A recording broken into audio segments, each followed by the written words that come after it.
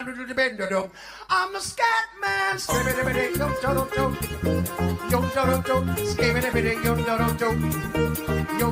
I'm the scat man.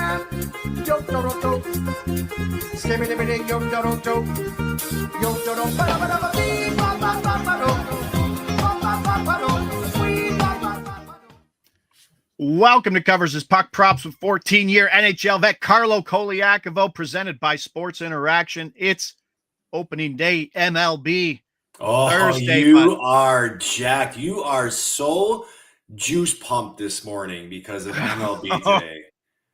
No? No, I got a lot to do It's your today. favorite time of year, isn't it? I mean, the first day, today's exciting. I think the blend of the hockey and the baseball is a lot, especially trying to follow the markets, follow everything. For you, yes, it's hard. Hard day for you here to handicap everything. Yes, it is. David Perron returning to Detroit today. Brewski, hi to all the pumpers in the chat. I'll touch on the David Perron thing because we're going to do obviously the Batherson and the Cousins. If you see me out here shouting shot on goal props, say, Josh, don't do shot on goal props. Just stick to the points. Yeah. All those guys pointed. Pia Suter had 2 points. Ryan Donato had another point. You know what I'll do? If I ever see you focus on shots again, I'll go like this. Slap of the base, slapper. Yes. Slap of the face. Happy Hudson Point props bet day from Poe Degen.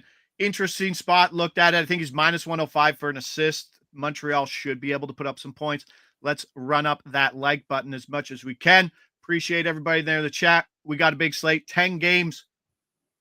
Let's go. Start off because we're homers. Toronto at San Jose. I mean, Toronto here? minus 278. San Jose plus 225. Over under sitting at 6. I'm sure that flight is much easier after putting up a touchdown versus the Flyers. But like what kind of, I know we've talked about it, but like maybe reiterate what comes in that East Coast to the Cali road trip. What do you mean what comes in? Like what comes about it as a player? Like it's like, is it that stressful? Is it that big of a thing or no? Well, for Toronto, they're waking. If you wake up today in Toronto area, which we are in, it's minus degrees outside. You wake up in San Jose, sun's out, probably milder temperatures, and so that's what you get a little bit excited about. Get some vitamin D at this time of year, considering the schedule that you've been on. They always say it's easier to go on these road trips than it is to return on these road trips. So I would imagine there's a level of excitement, and the Maple Leafs were just home for 3 straight games.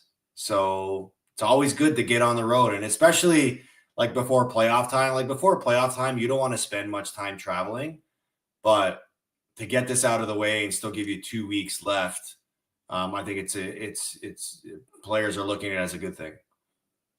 Everybody's saying Torch just got fired. I didn't. Oh, I thought you knew. I didn't even know. Yeah, well, I was just gonna say because the guys were talking about point night for Hudson. I'm like, I felt good about that. Oh, he's on the coach bump. You're on my boy Brad Shaw just took over as interim. All right, Bobby McMahon for a point plus 115. We go back to it. Cali road trip. Toronto does have this Cali road trip then versus Florida, versus the Blue Jackets at Florida, at Tampa Bay, versus Montreal at Carolina. So some big games down the stretch. Absolutely imperative they start off this road trip because the Kings at home is no easy task right now. So you want to go 2-1, lose the 2 right now is pretty. Yeah, you want to lose the Kings game if you're going to lose one and beat Anaheim, beat San Jose. Yeah, this can't be a look ahead spot for the Leafs. No. Yeah. Absolutely. Second line getting more minutes. They played more minutes in the Matthews line in the Nashville game, which is probably a better indicator. Similar minutes versus Philly. So even if it's a tight game, still getting big minutes. Even in blowout games, getting as many minutes as line one. The thing is, Toronto not getting a lot of penalties either. So there's a little more 5-on-5 time for them to play together, which adds to that value because obviously McMahon's not on the PP1. So there's no correlation there. McMahon over 1.5 shots on goal in the point is plus 190. He has the same shot on goal per 60 as Willie Nylander, which is insane. So more minutes equals more shots. He's plus 155 for 3 shots on goal. I'm kind of getting, you guys are pushing it. You guys are talking about it too much. I think the fact that the Leafs are not getting bottom 6 scoring, who cares? Yeah. Who cares? Honestly, Yeah. I live and die by first and second line betting, right? Yeah. And people need something to talk about here in Toronto, right? And poor Scott Lawton has to be the topic of half of it. Yeah. Now, maybe we can talk about the Tavares money. And what do you think he should get on his next deal? Oh, I'm so bad. I'm so bad at the money and the deal stuff. Plus, with the cap going up, it's hard to. Yeah. I don't know. AK's talking about deferred money, which I don't even think is that even a thing in the NHL right now. It is. There's guys that have done it. But what John Tavares has absolutely done has been incredible. Yeah, I think the conversation with Tavares depends on where he feels like he wants to play. If it's in Toronto, I think you can see a pretty reasonable number. I think if it's somewhere else, which I have a hard time believing he wants to move his family, then you're looking at a Steven Stamkos contract, right? He at age 34, which is what Tavares is, he got 4 years, 4 years at $8 million a year. Having the year that he's having, why would you put that past him? Always funny, yeah. People playing well. Where's Marner? What's the Marner AF? Oh, his is starting with a 14. That's crazy. Wow. What a year to cash in for him. Whether you like it or not, I mean, if the Leafs want him, they're going to be forced to pay that. If he goes to open market, somebody's going to pay him north of that. I think Darren Folks just slapped me because I was talking about shots on goal in the chat. I just see a slap. Oh, here we go. Slapping him. Montreal, Philadelphia. Montreal minus 122, 102. Should be some goals in this game. Obviously, the torch firing does kind of change things up. I mean, they gave up 14 goals in the last 2 games. But I think we can get some money on these top lines. Suzuki, Caulfield, Slafkovsky, they're still going to get big minutes. Plus 210 is a good price here for that. And I'm even dabbling in the new hook line, a second line at plus 325. Doesn't correlate PP1, but I do like this matchup. Philadelphia's dropped 11 in the last 12. Last regulation win, Carlo, February 25th. It's enough to get you fired. That's the first game back from the break, wasn't it? February. Yeah, it was the second game back from the break. Yeah. Second game. If you can't put these together, Slafkovsky for a point plus Montreal win is plus 160. Montreal has 3 straight losses going into this, so this is an absolute win spot. And then on the other side, you have the new coach bump. Yeah. Shed some light on the actualities with a new coach bump after Torts has been removed. It's different when it's a coach who's a permanent coach compared to a coach who's interim coach. But I think regardless of whatever way you look at it, depending on who you are and how you've been treated during the John Tortorella era, and I'm not suggesting that anybody's been treated horribly wrong, but clearly there's a style of coaching that Tortorella has that either sits well with guys or is disruptive to guys. If you're one of those guys, you're waking up today and you're going to the rink and you're like, oh, fresh start. Here we go. Let's go and play hockey. Let's try to win one for our coach, right? Let's try to and I don't know how you felt about the comments that he shared after the game in Toronto, where he basically suggested, like, I'm not interested in coaching at this time of year for a team that's rebuilding. I want to win. I want to compete. You're a team like the Flyers and you're in management. You hear that and you're like, whoa, hold on a second. If we have a commitment to rebuild here, we got a lot of young guys that are going to be important pieces to our lineup next year. We can't get away from just accepting the way that we're playing. So I would imagine that's why the change was made. So, yeah, there's going to be a new level of optimism, a new level of excitement, a new level of energy with this group, because there's the idea of, okay, if you're a guy that doesn't have a secured future, I've got to show myself. If you're a guy that does, you want to set the tone of what, you expect or how you expect things to be from now to the end of the season, carried into the offseason. Okay. All right. Going to be a tough one to evaluate in terms of who comes out, but you should probably wait to see what the Philadelphia lines are because they could just be anything with a new voice. No, you think he kind of keeps it? Yeah. We'll see. Konechny and Michkov should probably be playing together a little more than they are usually, but watch out for that Brinks Cates Forrester line. We'll see if that goes. Yeah, and Mitchkov, like here's a guy who's having a pretty good season, but has had his run-ins with torts.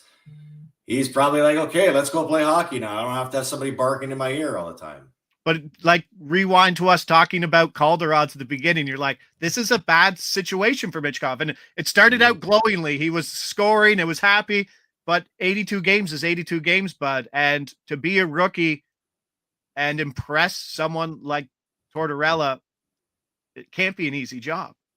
Yeah, it's not. It's not. All right, another ruckus game. Ottawa, Detroit. Ottawa minus 130, Detroit plus 110. Why not? Cousins, Batherson. It's getting priced out, but plus 200. That's where we are. Cousins and Batherson. Producer Mick might have fixed a spelling error on my half, so I appreciate that always. What did you get wrong? I think I might have forgotten a T in Ottawa or something. Something. OTT? It slipped past the QA there. This price is adjusting, but I'd play this down to like plus 170 right now. Cousins is a point target alone at minus 105 points in 8 of his 9 games since coming over. The stack is hit in 5 of the last 7 games for around 10 units. And they're coming off an Ottawa team high, Cousins is coming off a Ottawa team high in total ice time at just over 17 minutes. And there was some chat about David Perron, the David Perron Detroit game. If you put those 3 together, I mean, Perron's playing power play 2 with these 2 playing power play 1. Plus 550 for that whole line to get a point in a game where we could possibly see some goals. I know there's a ton of goalie injuries right now in Detroit. Mrazek's down. We could see Alex Lyon in net again. I don't know. This game, depending on what Linus Ullmark you get, if Linus Ullmark is playing, this looks like a game where we could see plenty of goals, I feel. Yeah, and what is it with Detroit? Every year there's always seems to be these goalie issues with injuries in Detroit. They have a hard time with it. I think this is their 6th goaltender that they've played this year with Mrazek. Mrazek said he's banged up. Now they're done.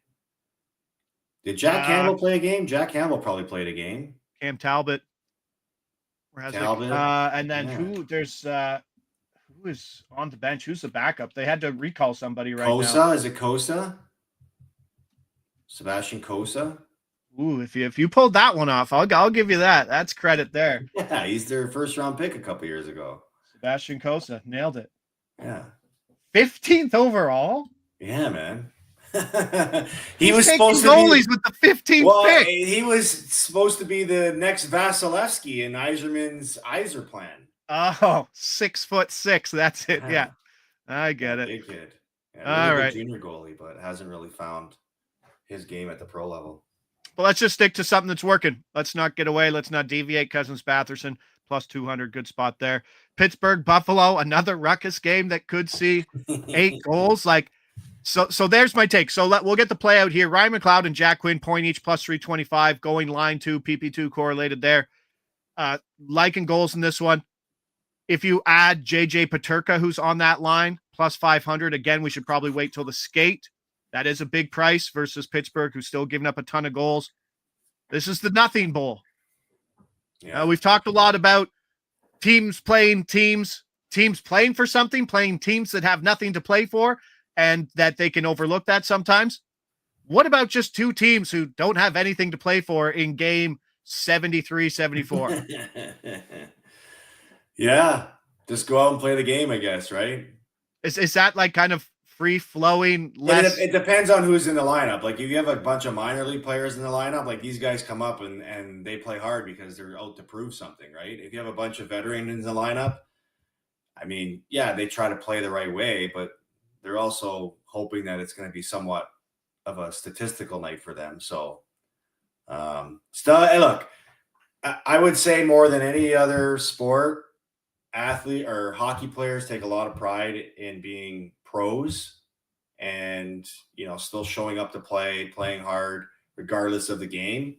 But yeah, these two teams have nothing to play for. And Buffalo, just seems like they play their best hockey every year at this time of year. Right around now. Right? So it's the two wins that they have just recently, Winnipeg and Ottawa, who's to put it past them that they won't at least play with the same effort against Pittsburgh? Oh, DJ Stoner asking, goalie save props in this game? They scare me. Buffalo games are so scary because they shell up when they get leads and then just slowly lose that lead. That's their MO. So they don't keep shooting when they're up, which is so frustrating because the overs are absolutely sunk. Good point there from Hall. Says Cousins don't play enough mins. And that's why I kind of pointed out that he's coming off a high of 17 because he'd been playing like 15. So they are giving him a little more run. You'd like to see it up in that 18 and a half minutes for power play, 1+ second line. So hopefully it goes up there. But he's pointing right now in lower minutes, and he's only getting more minutes. So it's something to like there. And he played with that top power play unit last game. So yep, maybe that helps. Yeah. To my wagon. The St. Louis Blues. Ooh. And Minnesota's so scared right now, bro. Are they playing Minnesota tonight? No, they played Nashville, but their 6-point lead has evaporated. Like it's scary how close Vancouver, St. Louis, and all of that is right there. So St. Louis right now is at 85. The Blues are at 83. Yeah. Yeah. They have a game in hand, but or whatever that term we haven't really coined yet. They played an extra game. Who does Minnesota play tonight? Oh, who knows? They're not going to score anything. Do they have? They have Washington. They're at home to Washington. They're in trouble. So this could be the night that the Blues jump into that seventh wild card, or the first wild card spot. Yeah, I like it, and we're going. Yeah, keep riding those Blues. And now we got to pivot because the Shen, Holloway, Kyrou line is kind of gotten nuked. I get it. Now we're going Thomas and Bolduc. And we're gonna add Jakey Neighbors to it because we're greedy. Plus 500. Nashville dumps. I get it. This is not just the Thomas and Bolduc, which is PP1 correlated, is plus 190, which is an insane jump from plus 190 to plus 500 for the trio. And it looks like, because they change things up so consistently, it looks like right now Thomas line is getting first power play opportunities. They're getting the first draw, which is pretty critical because you already gained the zone. Now, I do want to jump in and preface this by saying Pavel Buchnevich was not expected to play on Tuesday, dealing with an illness. So if he does jump back into the lineup, that could muck this up. So keep an eye on it. We'll wait to see. Just wait to see what happens at the skate today. If he doesn't skate, I doubt he's getting back into the lineup. But as of right now, Thomas and Bolduc, that's a good one. I like that. It's been pointing. Nashville, it's over for Nashville. Like, it's disappointing from start to finish. They paid money and they didn't get what they got from their guys. So the St. Louis playoff run, where do you think they're a more dangerous matchup, versus Winnipeg or versus Vegas? I think versus Vegas. Oh, yeah? But I think it's a scary matchup for both teams. I mean, yeah. I don't think anybody wants to play St. Louis right now with the way Binnington's playing. I mean, the blueprint is almost very similar to the year they won the Cup. They fire their coach midway through the season. They catch hot at the end of the season. They get great goaltending, and they're on an incredible run. And they can play any way you want. They can play fast. They can play physical. They can play heavy. They can play offense. And they're doing this all without Cole Parayko in the lineup. Like, remember when Cole Parayko went out? We're like, it was a good Blues run, and they haven't missed a beat. So I like St. Louis. I mean, I do. I mean, and I don't know if you saw, Hurdle got hurt in Vegas. Pietrangelo is supposed to be out for a couple of weeks, or at least a couple of games, at least not going on the road trip. You wonder how healthy Vegas is going to be come playoff time. Shea Theodore just getting back to the lineup Theodore, yeah. Yeah. I mean, we've seen the goalie run there do well in the past, but it would kind of exceeded expectations. Obviously, if you saw more poor goalie performances from them going forward, wouldn't be a giant surprise. But I don't think anybody wants to play St. Louis, right? I'd be wanting to play Minnesota or Vancouver very much so than playing the Blues. 100%. All right, let's get some points today, right? No shot on goal silliness from your man. Bobby McMahon for a point, plus 115. We'll do the little rundown. Slavkovsky, Suzuki, Caulfield, plus 210. Newhook, Line doubling up in Montreal. New coach bump there in Philadelphia. We'll wait to see what the lines are. Probably we'll get on something. And I mean, Brinks and Cates, if it's there, plus 300 plus. I got to probably be betting that. Cousins, Batherson for a point, plus 200. Pittsburgh, Buffalo could have 800 goals. We're going to get McLeod and Quinn for a point each at plus 325. I mean, guess who's not in the lineup anymore? Jordan Greenway. Wow, you paid that guy, and he's out again. Surprise. Healthy? No, he's not healthy. He's just he's got injured again. He just can't stay in the lineup. They just paid the guy, and they're healthy. They just paid him, yes. Thomas Bolduc, Neighbors, plus 500, but that one should have some parentheses to say, wait to see what happens with Pavel Buchnevich, see if he comes back into the lineup today. But right there, I'm going to target that line, especially in that game. St. Louis, Wagon Town, Thursday. Appreciate everybody there in the chat. Big day, baseball, hockey. It's getting busy. If I say something wrong, I apologize. My head's in a few spots, but let's try to win some money as usual, bud. Puck Props presented by Sports Interaction. 14-year NHL vet Carlo Colaiacovo. Lead us out. Hey, stay hot, buddy. That's all I can say. Let's have a night.